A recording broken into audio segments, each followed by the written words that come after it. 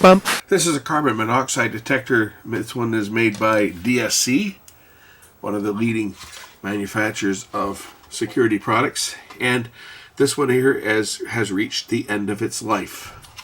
By that I mean these devices have an expiry date. And this one here says replaced by 2025 February, which is, well, we're in April now. It started to beep and indicated that it was failing. So we're going to pop this thing apart. I've never been into one of these ones before. I have taken apart other type of devices before, but I've never taken apart one of these. I don't even know how it comes apart. I'm imagining it's just going to pop apart somehow. It doesn't matter because this thing is shot. This is going in the garbage. It has been replaced because, again, it is out of service. So somewhere in here I've got to break something to get into here, I'm sure. Is it that? Is that what I have to break? Somewhere in here I'm going to pry something and this thing's going to fall apart. And we're going to see what's in it. There we go. That's how simple it is to get in. Well, that's how simple it was to get the cover off of it.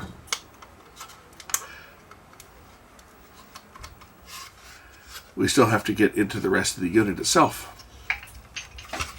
And that I should be able to pry this apart to get that into the rest of the unit.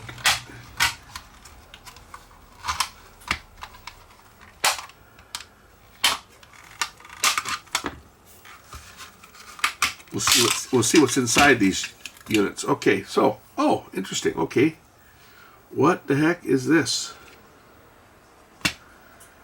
This little circuit board came out. It goes in like that. Okay, so that must be the radio. That's the radio unit. Has an antenna. It transmits wirelessly. Besides making a lot of noise, it transmits wirelessly to the receiver to indicate an alarm.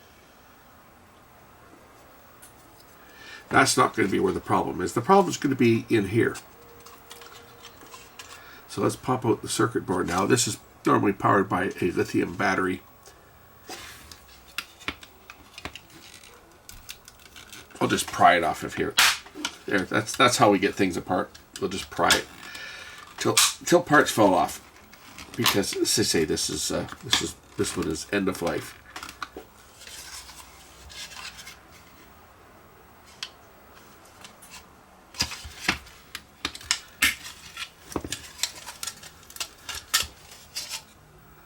There's a little switch here. Good little switch. Might be worthwhile hanging on to that. Really, there's not a heck of a lot on here. There's the alarm, and then there's this little capsule.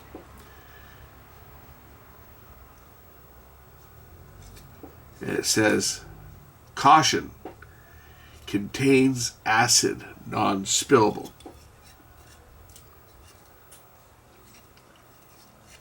This is the sensing chamber. And basically how these work is there's a solution in here, an acidic solution, and when it detects carbon monoxide, it creates a chemical reaction that is detected by the detection circuitry. Does it unplug? Oh, it even unplugs there. I don't even have to unsolder it. Now, this could have failed for any number of reasons, but I think it's pretty safe to say the reason why this is shot is because the catalyst is gone.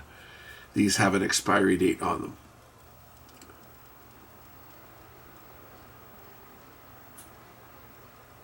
Made in the UK. Let's see if the top can be popped off. Probably not advisable to do this, but we need to know what's in here.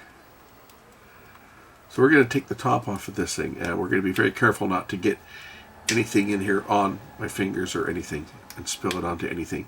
It should be actually well managed in here. I would think it's probably soaked into a gauze of some type.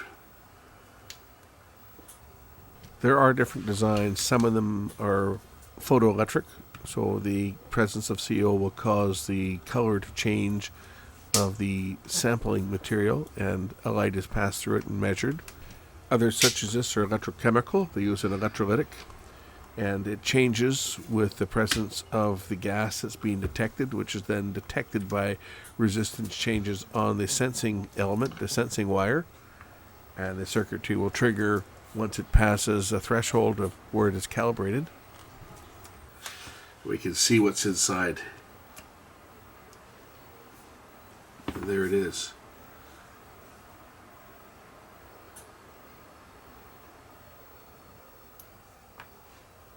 Interesting. There's a little wire that goes across the top here. Can we see it? Look at the camera zoomed in.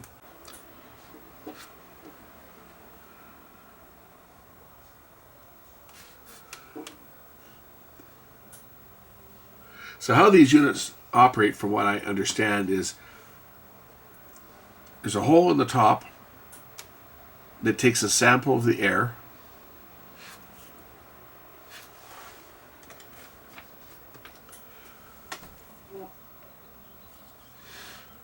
There's a membrane here.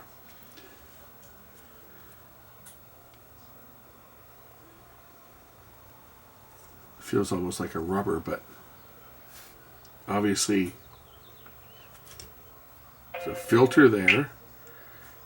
This is in here.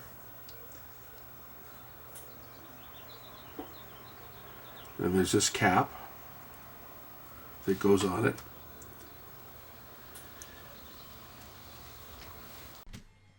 Basically, how these units work, those wires you see are platinum wires. They work as a catalyst to cause a chemical reaction when exposed to carbon monoxide. They work almost like a fuel cell. CO gets oxidized to CO2 at the anode, and oxygen is reduced to an oxide at the cathode. And when this happens, current flows and sets off an alarm. And what happens over time is the electrolytic dries out and the alarm becomes less sensitive.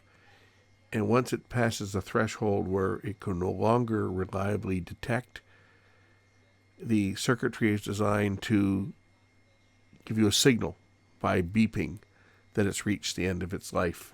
And at that point, you have to replace it with a new one. Now, in theory, you could replace the actual capsule itself, but the cost of these things is not that expensive. It would cost more to replace the capsule than it would to replace the entire detector. And that's what we do. After 7 or so years, when the electrolytic starts to dry up, we get the indication that they're at the end of their life, and you toss them and you replace them with a new one. Anyway, that pretty much does it for this one. Thanks for watching. We'll catch you in the next one. Bye.